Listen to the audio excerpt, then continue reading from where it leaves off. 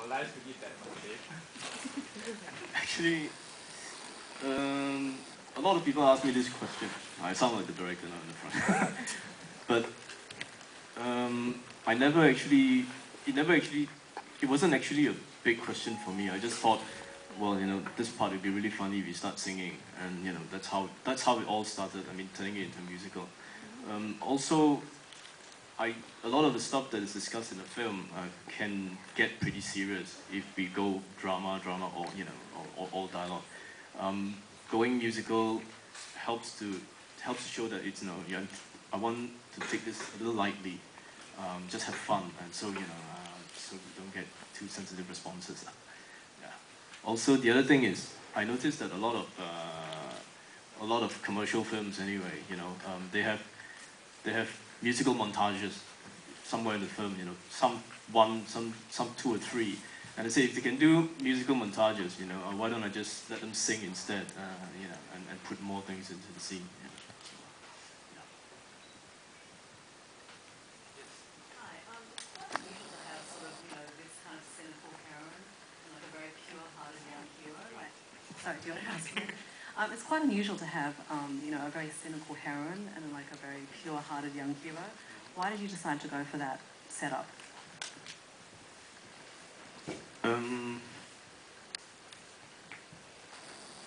Actually, I wrote this quite some time ago. The first scene that I started with, the first scene that came to my mind was actually the interview with the director. And originally, I would have thought, I think I wanted to pursue the story of the director and make fun of him, basically. Then I lost interest in the director, and I thought, actually the host was more interesting. And then I thought, well, why don't And then she's kind of a loser, but she's still very aggressive. She's fighting.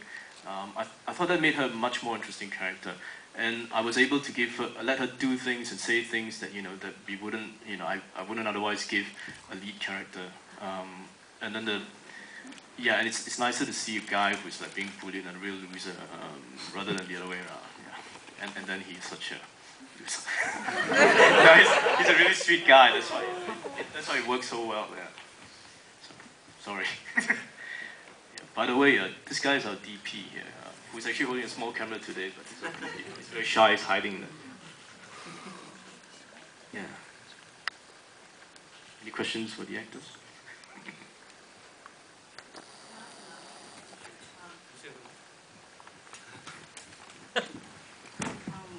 What other influences, what other musical influences do you have in making this film? Any other musicals that you had in mind? If you ask me what kind of musicals or which musical composers I like, that I admire, then it's Sondheim, Gershwin, Lawrence, and Hart, and Rodgers and Hart, and all that. But you won't find anything from them here. This is just pop. I don't know how to compose that way, but just kind of the way the scenes go together. It kind of reminded me of maybe like a Jacques Demy musical, or maybe a 40s and 50s Hollywood musical.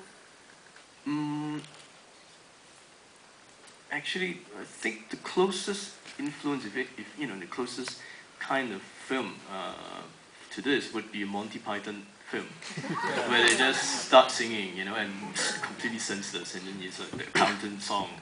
Yeah, I think I'm more inspired by that, if at all. Yeah, it's just, let's not take this too seriously. Yeah. Just want to ask the actors. Do they sing their own songs? And if they do, are they like karaoke junkies? Yeah.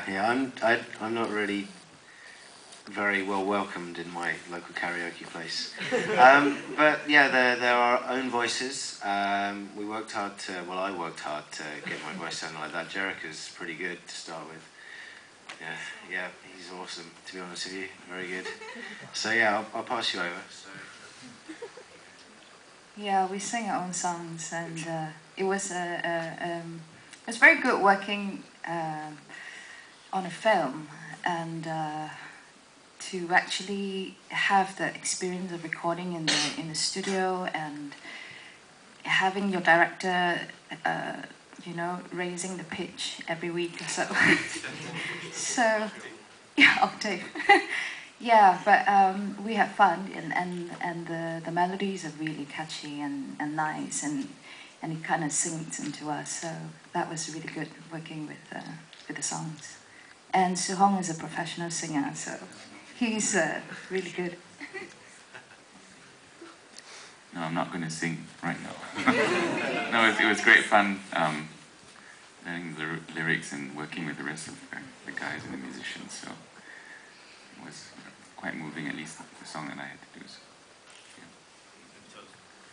Can I just tell a real brief story about why I decided to cast Suhong here? Suhong is actually the executive creative director of a very big multinational ad agency. And I knew him from way back, college days. When we couldn't find someone to take this role, and then one day it just hit me. I remember this guy. We had karaoke one time after a friend's wedding, and this guy could sing. So and then I just googled him, and I found him on YouTube singing "Bring Him Home." Yeah, and he's going like, "If I die, let me die." I said, "Well, I will." So then I called him and said, "Well, come and do this." So I let him die on yeah. That's quite funny. Is that clip probably still on YouTube? Probably. Is it still there? Yeah. Check it out. YouTube. I understand your first time acting in a film. Are the rest of the actors, do you have any previous experience acting in film, or is this your first time as well? Well, for me, this is my first time acting, full stop. So, yeah. Jerrica? Yeah, it's my first time for first feature film, but before I did theatre. Yeah, definitely first time. Probably laugh and. Yes, this question over there. Can you say something about the two CEO guys? They were quite funny, and also say something about the last scene of the film. The last scene is in the elevator scene? Yeah, with the two older men. Yeah. The two CEOs, it's my little revenge on two of my bosses. Ex-bosses. I had some pretty nasty bosses before, and they, in order to keep me in the company, they told me, Joon, tomorrow, I can fly to Paris to watch your film, but you can't because you have no money. That was one of them. The other guy told me, Joon, you need this job because your parents have no money. Your parents are not rich. Yeah, so this is like full-scale revenge. That's basically CEOs. I think in the beginning when I started writing them, and then they started saying things that are not the kind of things we usually hear, and I thought that gave me a freedom.